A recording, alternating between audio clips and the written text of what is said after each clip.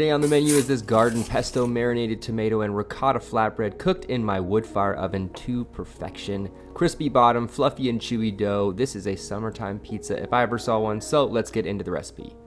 All right, I think we're ready to go. So first thing we're gonna get started is the dough, since it takes the most time out of all the pieces to this recipe. I'm gonna start out by sort of just blooming the yeast. Got warm water, like 90 degrees-ish. A little bit of sugar, you can use honey if you want. Yeast, dry active yeast. You could use fresh yeast if you have access to that. If you're unsure of the age of your dry active yeast, just let this kind of sit for a minute. If it froths up, then it's alive and good to use. It's gonna add a little bit of olive oil and just kind of get this going. Add your bread flour, good pinch of salt. You're gonna mix this on medium speed for about 10 minutes until the gluten is really good and formed in the dough and it kind of starts slapping against the side of the bowl.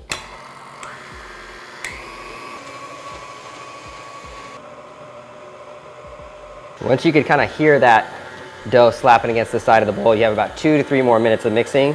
That's a really good sign that the gluten is developing well. All right. Oh yeah, that looks good. Just a little drizzle of olive oil on the bottom. Oop. And it should kind of come away from the sides just like that. Sticky.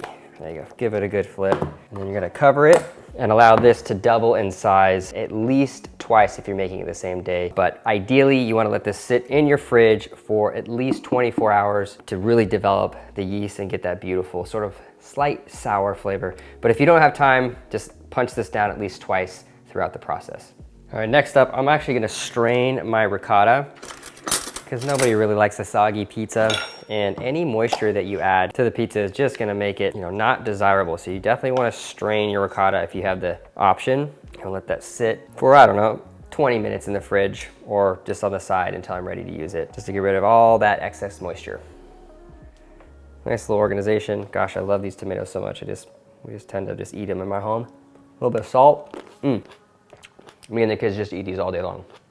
I actually had to tell my kids not to eat this because I had to film a video with it, because they would just completely demolish this in one sitting with just a little bit of salt, because they're ridiculous. We love nature sweet in this home. I'm gonna get my ice water and get ready to fry these guys. And you're gonna see just how beautiful these turn out with the frying process as opposed to blanching them. Nothing wrong with blanching, just I feel like this is just a little bit more of a superior result that you want from blanching.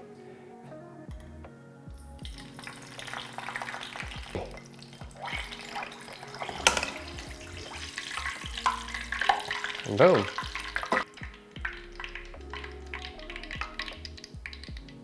And that is just the absolute easiest way to yield these.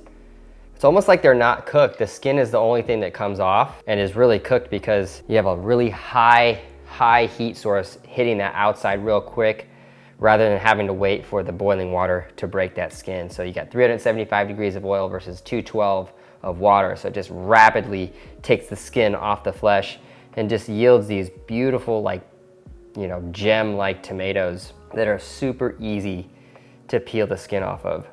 And you're left with basically the same tomato that you started with, but with no skin. And boy, these are a treat. It's like, just look how easy that peels right off. No issues at all.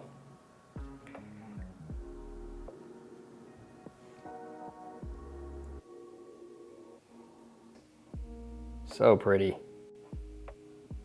All right, beautiful. These are just absolutely the ultimate tomato. This would be a killer tomato mozzarella salad, just as is with a simple vinaigrette. But next step is going to be going out to the garden, and I'm gonna make a quick pesto with some of the herbs that I have growing. Summer is just about to hit. As you can see, the garden is doing really, really well. I got a bunch of stuff going on here. But really simply put, I'm just gonna pick a few different herbs to make a really simple garden pesto. Of course, I have some Italian basil. It's doing pretty good. Has a little bit of bug pressure, not too bad though. I'm doing some fennel because I love fennel. It has such a wonderful, refreshing flavor to it. Very unique. Hey, kitty. Hi, kitty, kitty. My little garden kitty. And then I'm also gonna be using some chervil. Yeah, a good amount of chervil is doing so well. I'm so happy with this plant. Chervil was definitely tough to grow in California. I'm also gonna clip some chives, but it's just so beautiful. How can I not use it right now? All right, so I got a nice little bouquet of herbs. Time to go back in the kitchen, make this garden pesto. All right, so got my herbs from the garden. I'm gonna give these a quick rinse. And then this is just a really simple pesto. I'm not gonna be picking the stems off. All this goes into the blender. Good amount of olive oil. 2 cloves of garlic. Gotta love Amber Lagasse. Boom. Almonds, or you can use toasted pine nuts or walnuts. Salt. And I'm not gonna be adding any Parmesan cheese just because I want this to be strictly herbs, more marinade than, I guess, traditional pesto.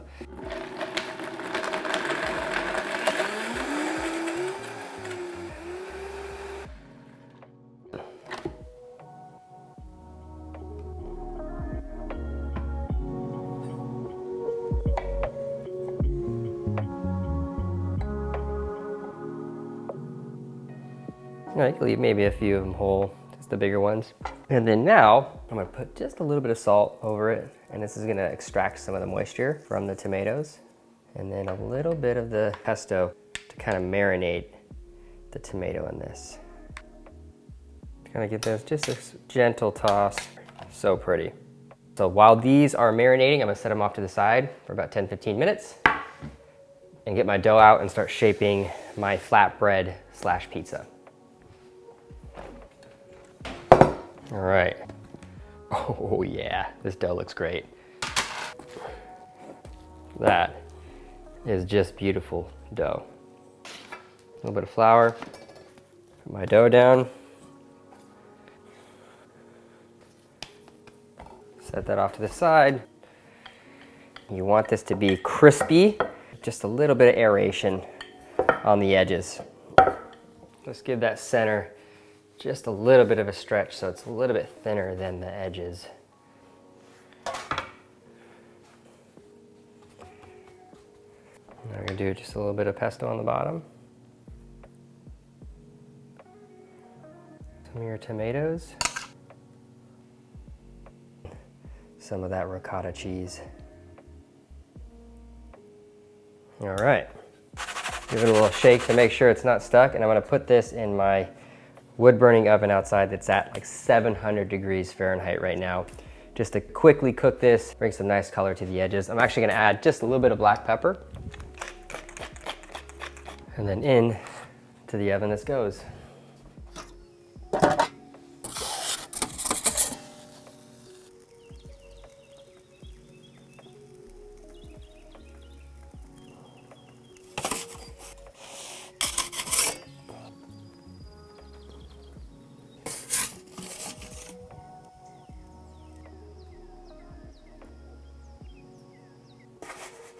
All right, ooh, that looks so good. There you guys have it. Medley tomatoes with ricotta and garden pesto. Absolutely gorgeous.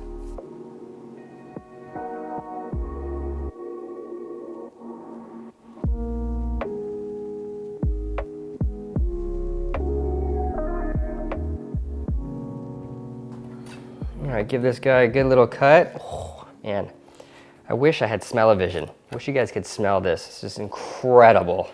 Oh, the bottom's crispy, it's fluffy, and spilling everywhere. And it's just loaded with spring and summer flavor with the pesto and the beautiful medley of nature sweet tomatoes with the cherubs and the constellations and just all those colors, and the ricotta adds that wonderful rich element to it along with the pesto with sort of the back end with the almonds, and of course the dough is crispy and fluffy all at the same time. Fantastic recipe. This is a really great way to sort of meal prep and get your tomatoes peeled ahead of time, marinated. You can roast them.